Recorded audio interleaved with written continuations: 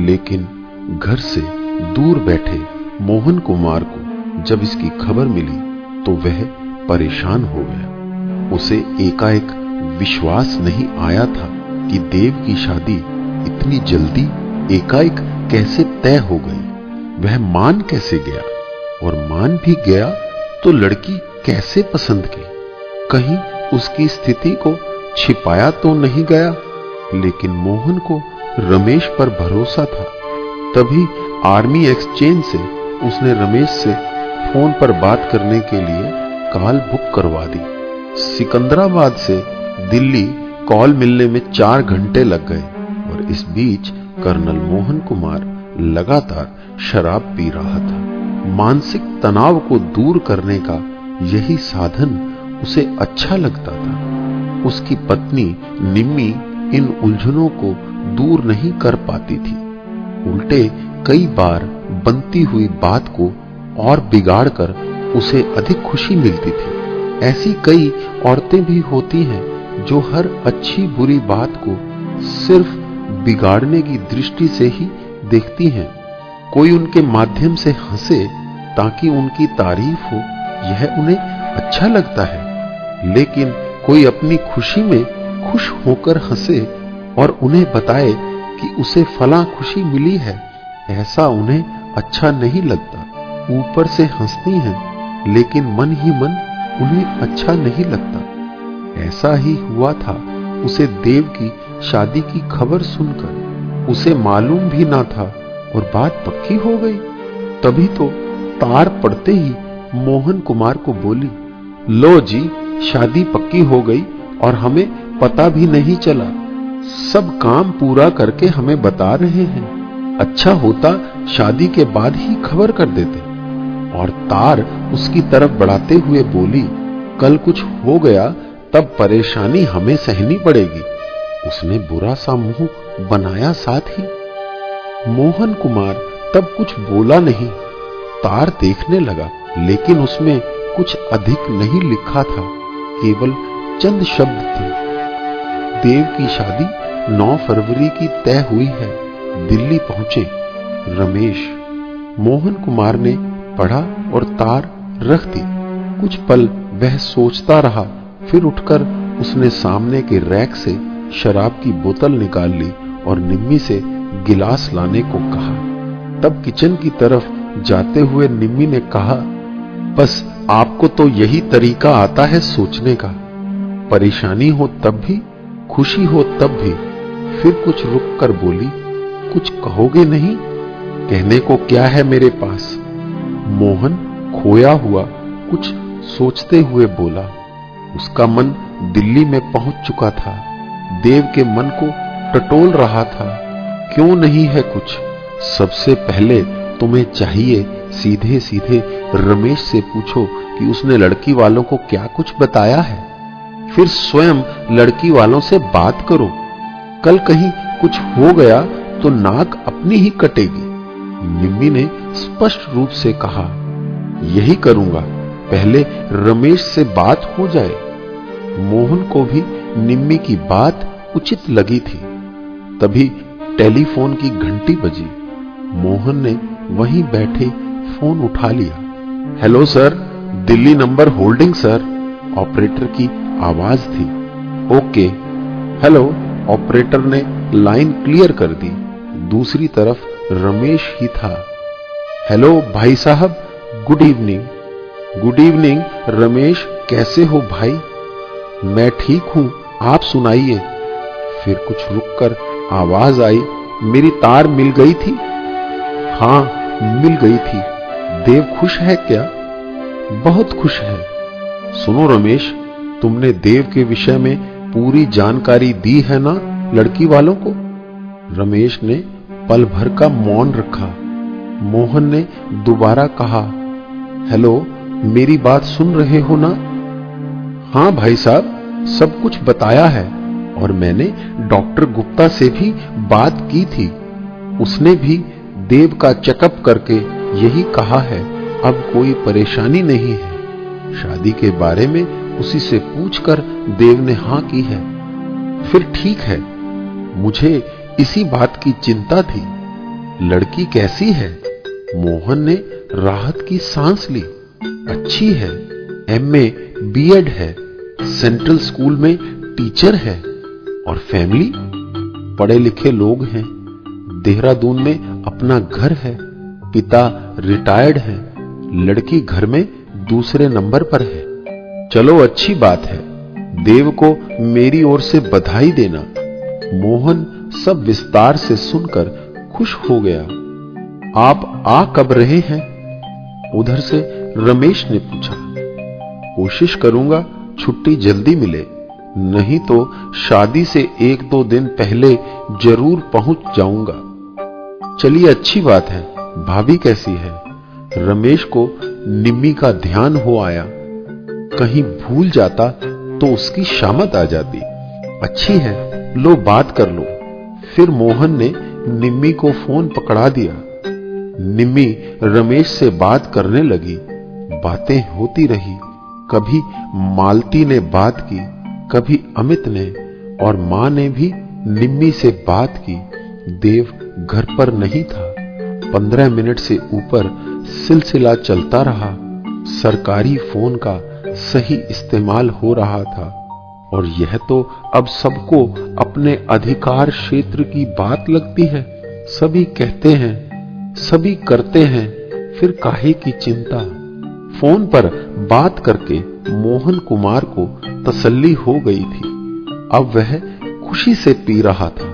रात काफी हो रही थी। निम्मी खाना लगाने को उतावली हो रही थी।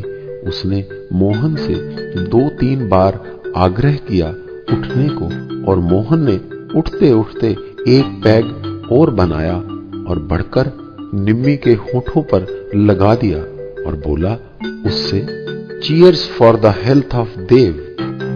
और निम्मी ने भी मोहन की खुशी में एक छोटा सा घूंट भरकर उसका साथ दिया। देव की बारात में नाचने वाले 3 लोग थे, प्रमोद, अमित व रमेश कुमार। मोहन व बाबूजी बैंड के साथ साथ चल रहे थे।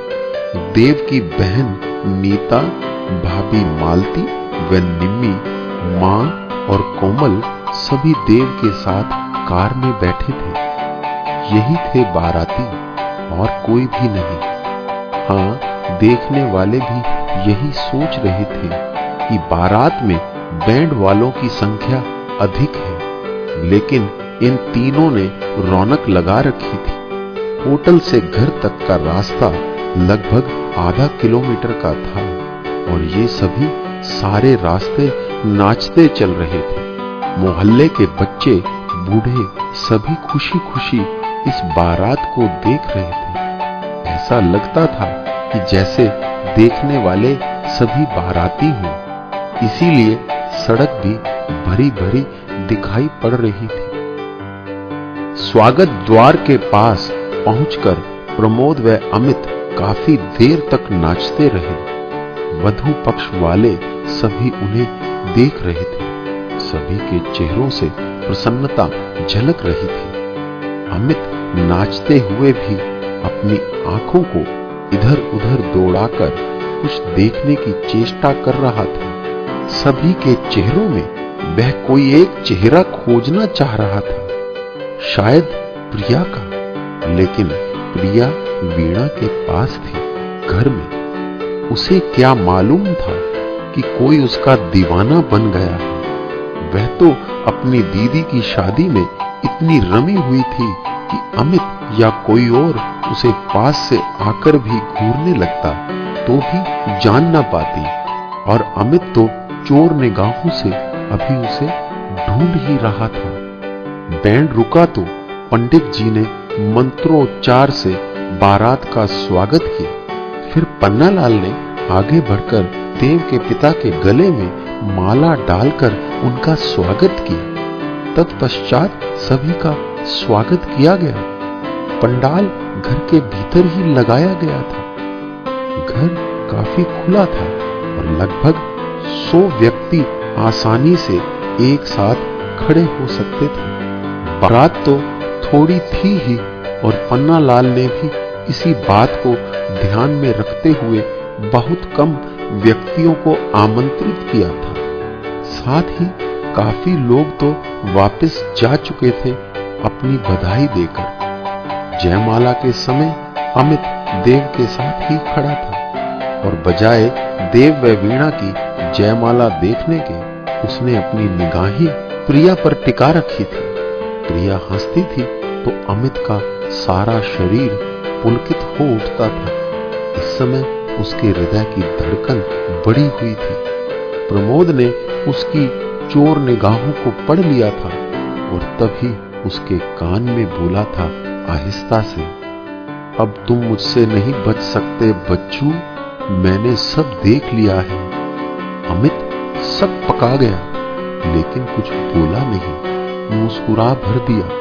जब जयमाला के बाद देव को वीणा के साथ भीतर ले जाया गया तब प्रमोद अमित की बाजू पकड़े पंडाल के एक कोने में आकर बैठ गया। सामने संगीत पार्टी ने संगीत की धुन छेड़ रखी थी।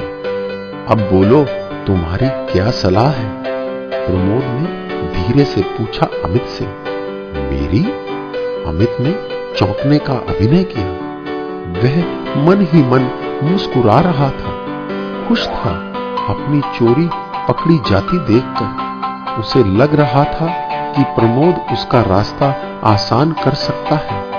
और नहीं तो मेरी क्या कर रहा था तू? मैं सब देख रहा था। प्रमोद उसकी बाजू को प्रेम से मरोड़ते हुए बोला। मैंने तो कुछ नहीं किया। अमित ने अनजान बनने की असफल चेष्टा की। कुछ नहीं किया, किसे देख रहा था? मुझसे झूठ बोलेगा तो अभी फंसा दूंगा। देख, वह सामने खड़ी है। मैं अभी उसे अपने पास बुलाता हूं और बोल देता हूं कि तुम मुझसे कुछ कहना चाहते हो।